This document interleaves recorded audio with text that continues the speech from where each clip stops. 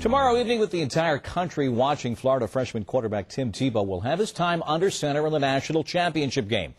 And to some extent, he can thank an 11-year-old Florida state statute which gave him the right as a homeschooled student to play sports in a public high school. But not each of the 2 million homeschooled youngsters in the U.S. have that right. And as Darren Lynn now shows us, the debate over whether they should have that right is growing. Jeremy Guyse is like many other 14-year-olds. He takes piano lessons El pastor no explora. And is also learning Spanish as a foreign language. Exactly. So write that by number 1. Jeremy goes to class alongside his 17-year-old brother Zach. Their classroom replete with bulletin board, study guides, and all the necessary tools. But this is not what many people consider to be a traditional learning environment. This is the Guyse family home in Decatur, Alabama. Chemistry experiments about enzymes are done in the kitchen using Jell-O and pineapples.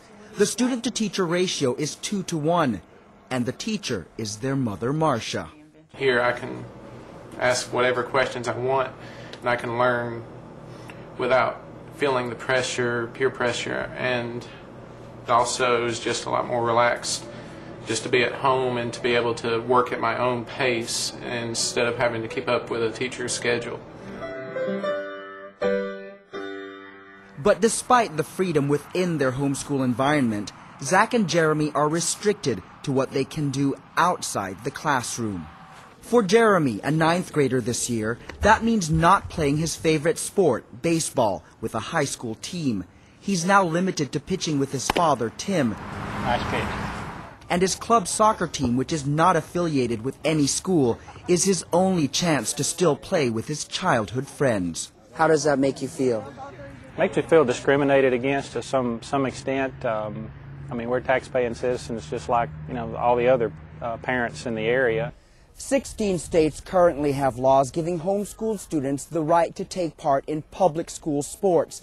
Alabama is not one of them. In fact, Alabama has one of the strictest policies in the country. Only students who are enrolled full-time in a public or private school can play sports for that school. No exceptions. He does 185 days of school each year. I teach with a teaching certificate as a private tutor through the Decatur City Schools. So really, he is full-time enrolled in a school. Therefore, I can't see why the problem would arise that he could not play on the local middle school or high school team.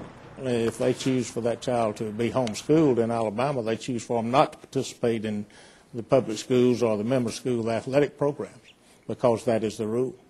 Dan Washburn is executive director of the Alabama High School Athletic Association and is a former head football coach and athletic director. Washburn says homeschooling may be an avenue for coaches and parents to bend the rules. An ambitious coach that wanted that child eligible might insist on that child going home and be taught at home, and therefore gaining eligibility by being taught at home when he, in fact, could not do the work at school.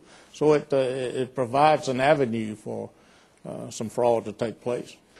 I think that's ridiculous. Grossman wants to throw it downfield. Intercepted by Jason Taylor. 15. Miami Dolphins defensive end Jason Taylor was homeschooled from 10th through 12th grade, but was allowed to play football at his local high school in Pennsylvania. I think some people just instantly say, well, you're doing something different than what I'm doing. You're doing something that I don't necessarily agree with or don't know about and don't want to spend the time to learn about. So automatically, what you're doing is wrong. You're trying to circumvent the system, and they have a problem with it.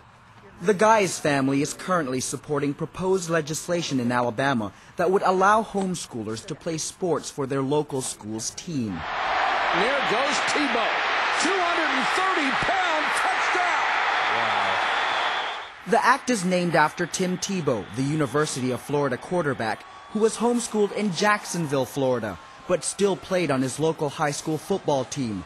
Unlike its neighbor Alabama, Florida is one of the states which allows equal access for homeschool athletes.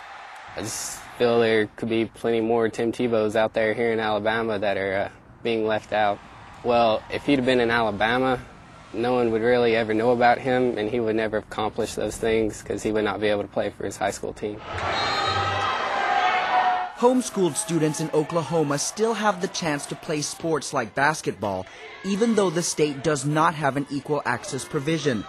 The Northeast Oklahoma Association of Homeschools, or NOAA, formed a competitive homeschool organization in 1998 that goes head-to-head with many public and private school teams. At first, it was kind of a joke that homeschoolers play sports, but now we get a lot of respect because we're beating people, so it's a lot of fun doing that. 10th grader Malachi Blankenship and his 12th grade sister Lottie are both homeschooled and play for the NOAA Jaguars boys and girls varsity teams. But this is not some token team that allows homeschoolers to play. NOAA has won numerous homeschool national basketball championships, including one at last year's tournament, where more than 260 teams competed.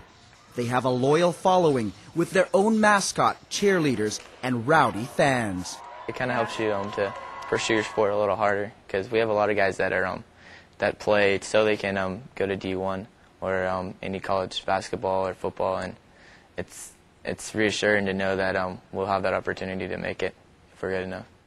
Jason Taylor was in fact good enough to receive a scholarship to the University of Akron, but after his freshman year, the NCAA revoked Taylor's scholarship because of some confusion over his homeschool academic records. After some legal intervention, time to go to work, Taylor regained his eligibility, and since he fought and won his case in 1994, NCAA eligibility requirements for homeschooled student athletes have become more streamlined. In fact, according to the NCAA, 325 homeschooled athletes gained eligibility to play Division I and II sports this current school year. I think it's important to let the kids know and the people that are holding the kids back know that there's a lot of kids with a lot of potential, and that may be better than your valedictorian that you have in your high school. They just need a chance.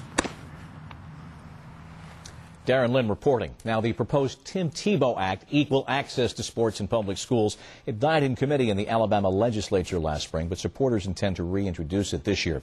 Jason Taylor, as we saw, has lived this issue, bringing the landmark legal action which opened the college door more fully to homeschool athletes. Let's delve into it more with the NFL Defensive Player of the Year. Good morning.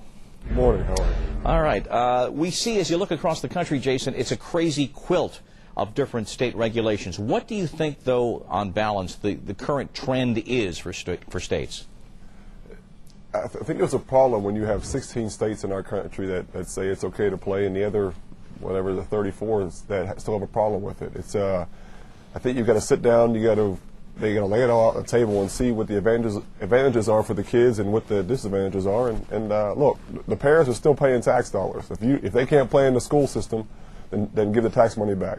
From an academic standpoint, what do you think that you got from being homeschooled? What advantages did you get there that perhaps somebody who had a different educational experience had? I think you get a more concentrated effort from your mother or whoever it is that's doing the teaching at home. And it's, you lose so much time in a public school system and even in a private school system. You lose so much time throughout the day with breaks between classes and the clowning around that goes on in classes. And at home, you get a very concentrated effort from your mother or like I said, whoever's doing the teaching. And you get the work done in a shorter period of time, and really, I think you get better quality. You're not there for 6 or 8 hours in the day. You can condense it down to a shorter period of time and get a more focused education. Now, we heard the question of fraud brought up in Darren Lynn's report. The NCAA has established essentially a blacklist now because of diploma mills that have been shown to be providing athletically inclined kids the ability to get like 36 credits in a short period of time. So the question of fraud is out there. Do you think it has any relation to homeschooling? You know what? There's a certain element in our society that no matter what the system is or what thing they're involved with, they're going to try to find a way to circumvent it and take a back door. But look, there's people in the public school systems and the private school systems that are doing illegal things or fraudulent things, and I can't say that in homeschooling they're not. So.